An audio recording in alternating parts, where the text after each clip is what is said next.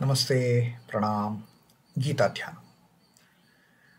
Om Parthaya Pratibodhitam Bhagavata Narayanena Swayam Vyasena Grathitam Purana Munina Madhye Mahabharatam Advaitam Mritavarshinim Bhagavatim Ashtadashadhyayinim Ambatva manusandadhami Bhagavad Gite Bhavadveshinim.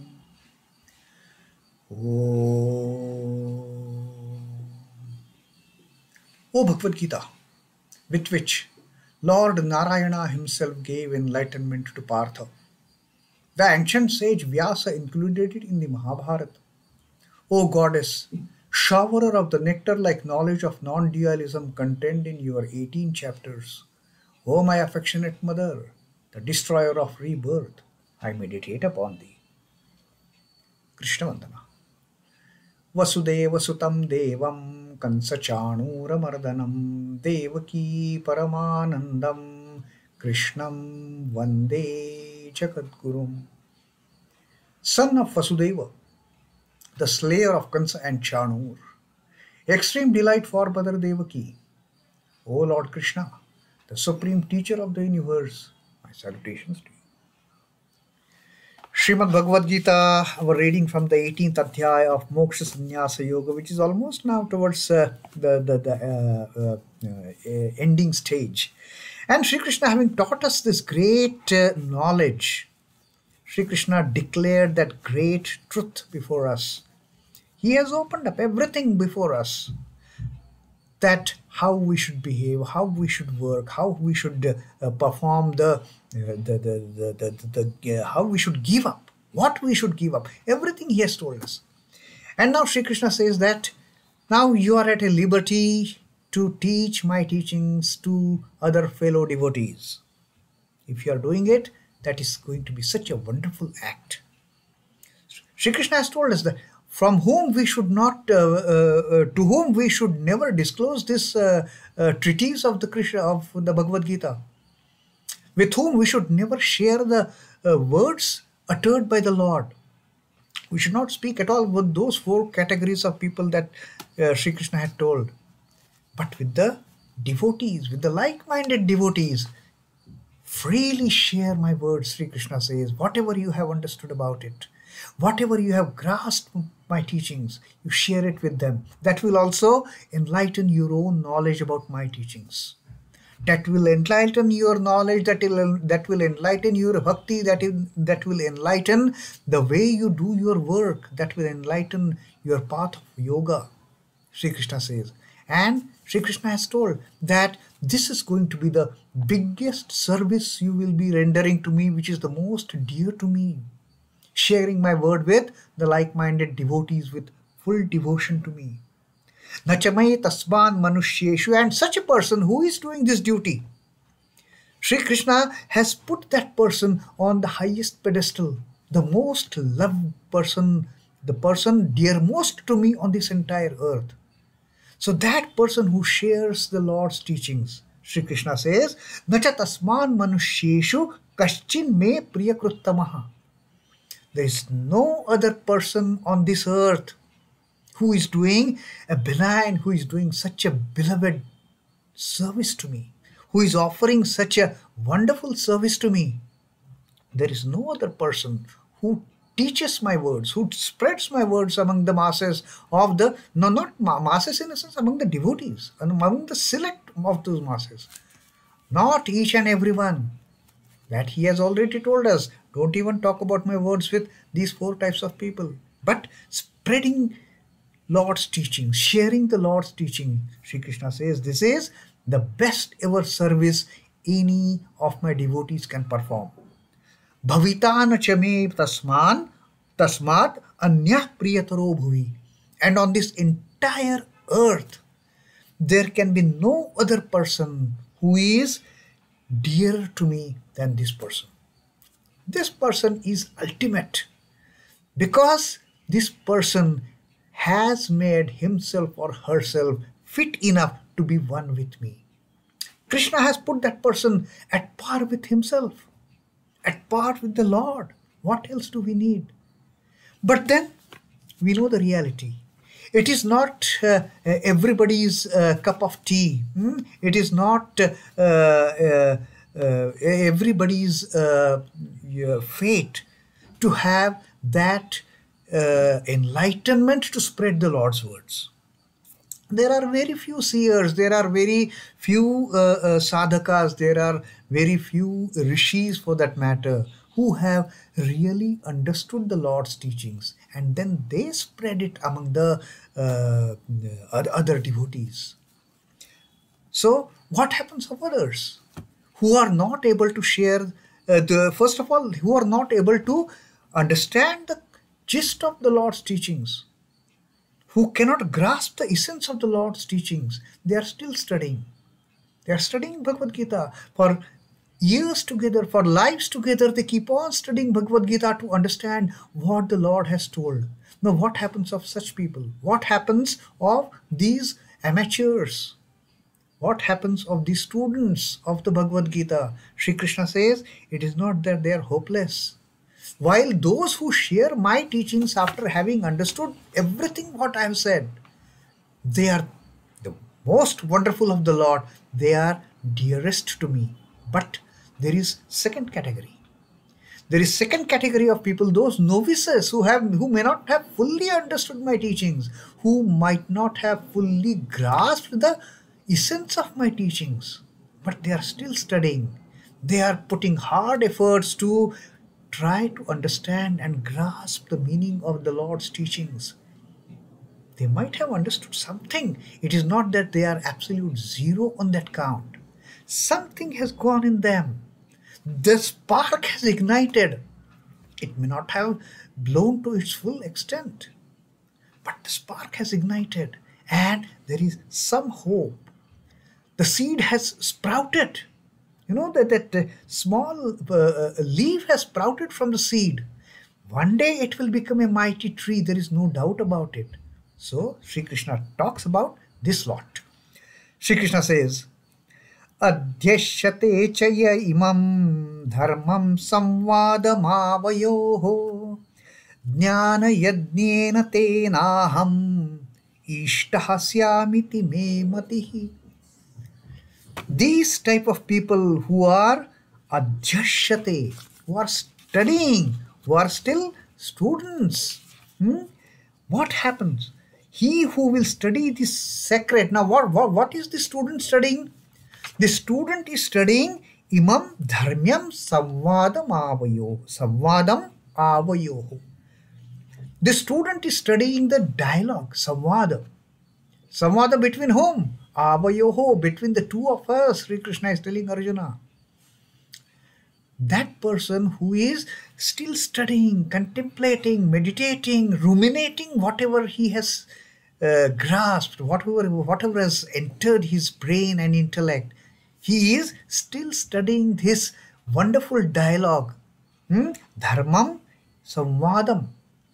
Dharmam saṃvādam. This, the sacred dialogue, this profound dialogue between you and me, Sri Krishna says, that person who is still studying it. Sri Krishna says, jñānayajñena tenāhamiṣṭaḥ syāmiti me matiḥ. Sri Krishna says, iti me matiḥ, this is my conviction, that even that person, that student, that novice, that amateur who is trying to understand the meaning of this sacred dialogue between you and me, I consider that even that person is offering a Jnana Yajna to me. He is making that knowledge sacrifice to me in his efforts of getting the essence of the dialogue between us. This dialogue between you and me, O Arjuna, is so profound, is so deep, is so sacred. Dharmam samvādam idam. That is what Sri Krishna is studying. So even the student of the Bhagavad Gita has got a wonderful scope to move ahead on this path of liberation. It is not that there is no bright future for him. There is a tremendous future. And Sri Krishna says, in fact, I consider this study of the student as the Jnana Yajna, as the knowledge sacrifice, sacrifice of that tremendous knowledge. He's offering it to me. He's trying to study the words that we are talking to each other, this dialogue. This, after all, we at the end of every chapter, we read that the concluding part at Sri Krishna Arjuna Samvade. This Bhagavad Gita is nothing but Sri Krishna Arjuna Samvade. It started with the lamentations of Arjuna that now I am not going to fight, I don't know what to do, what is good of fighting, this will create so much of a problem. And then finally Arjuna took that position of total surrender. Arjuna surrendered to Sri Krishna saying, I am now totally confused, I am totally deluded, I don't know what to do. Now you are my friend, philosopher and guide, you are my ultimate resource. Please tell me what should I do. And Sri Krishna, initially he scolded. Initially he was so much upset with this dejection of Arjuna, with this vishada of Arjuna. He scolded him like anything, saying, from where you have brought this unmanliness? Just give up this unmanliness and become a man of worth. With that kind of scolding, with that kind of stern warning, Sri Krishna started his advice, his teachings to Arjuna. And then through the second chapter onwards, it became the Sri Krishna Arjuna Samvade. The dialogue between, and Krishna having told something, again Arjuna asking him to clear his doubts of whatever Sri Krishna. Arjuna is a wonderful pupil for that matter, the best student, and therefore because of Arjuna's caliber to grasp Sri Krishna's words, possibly among the 5 Pandavas, Sri Krishna chose Arjuna for that. Sri Krishna thought Arjuna to be the most capable student for the subject of Bhagavad Gita. And then Sri Krishna says, those who study this sacred dialogue between us, between you and me, imaṃ dharmyaṃ saṃvādamāvayoḥ, the dialogue between we two, Sri Krishna Arjuna Samvade, one who studies it, I consider even that person performing a great sacrifice of knowledge, as if he is performing the Jnana Yajna and offering that sacrifice to me with all devotion. And Sri Krishna says that that is my conviction, as if this person is worshipping me with that Jnana sacrifice. So even that person becomes dear to the Lord. So it is not only the teachers of the Bhagavad Gita, those who are sharing the words of the Bhagavad Gita, they have the right for liberation. Even the students of the Bhagavad Gita, those who are contemplating, those who are trying to grasp the essence of this dialogue between Sri Krishna and Arjuna. Sri Krishna says, I have this firm conviction. I know for sure that even these students, these amateurs, these novices, they are worshipping me through this Jnana Yajna. Devotedly hearing the exposition of the Bhagavad Gita is one way of learning it. A personal pious study of it is another way of making it one's own. So we have got 2 options. Either we study ourselves or we hear to the discourses of the Bhagavad Gita by the learned souls.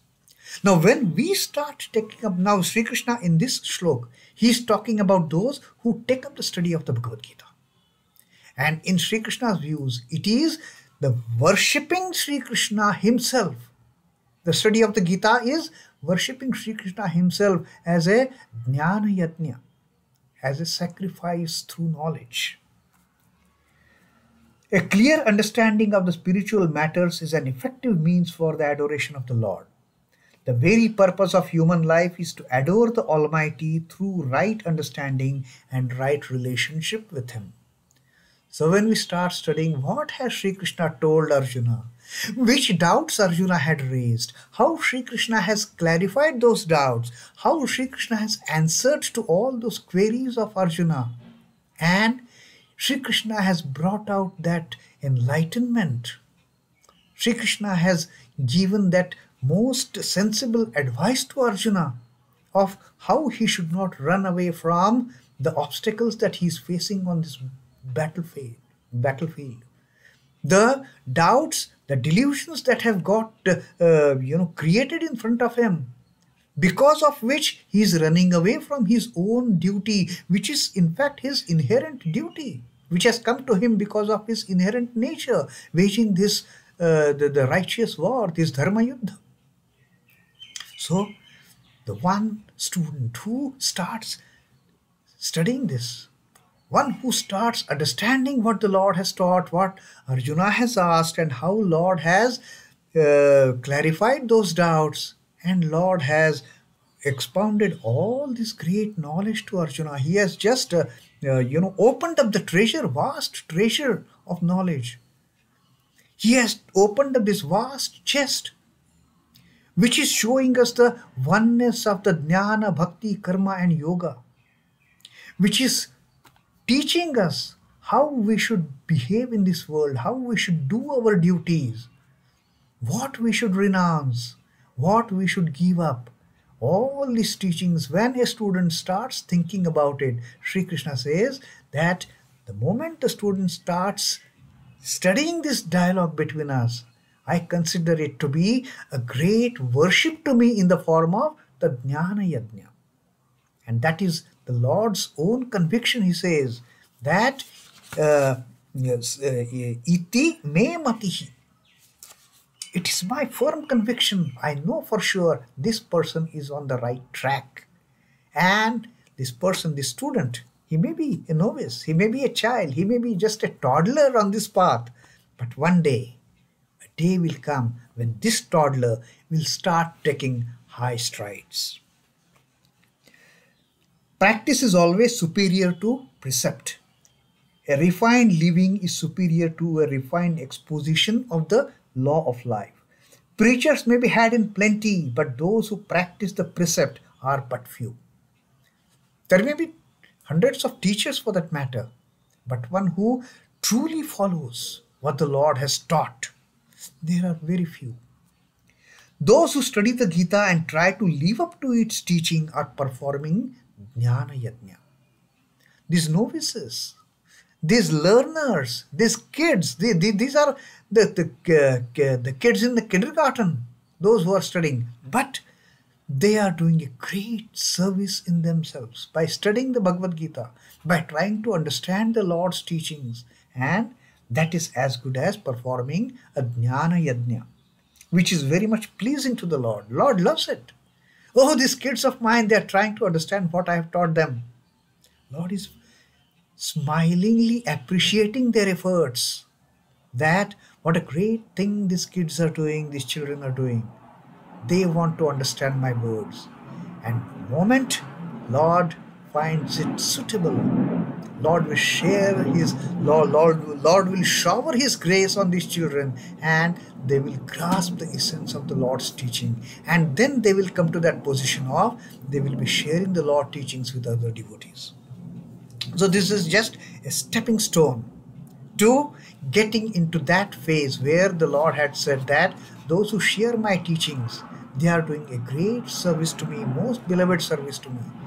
So even studying Bhagavad Gita, we are getting into that slot. One day we will reach there, and one day Lord will put us at par with him.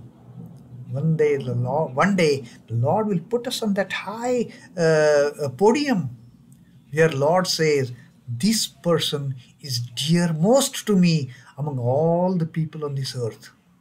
So that is the Lord's assurance, and this is a superior form of worship, even studying the Bhagavad Gita.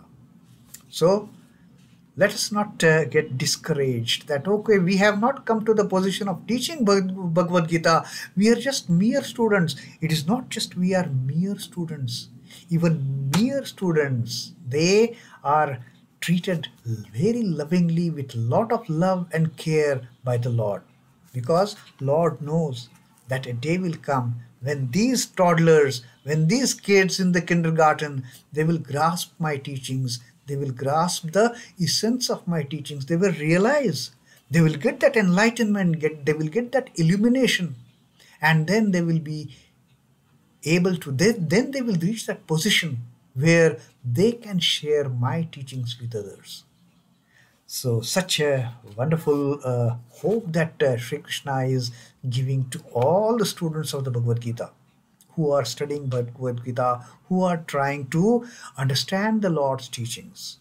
That is a wonderful assurance to the students of the Bhagavad Gita. Om Namo Bhagavate Vasudevaya. Sri Krishna Arpanamastu.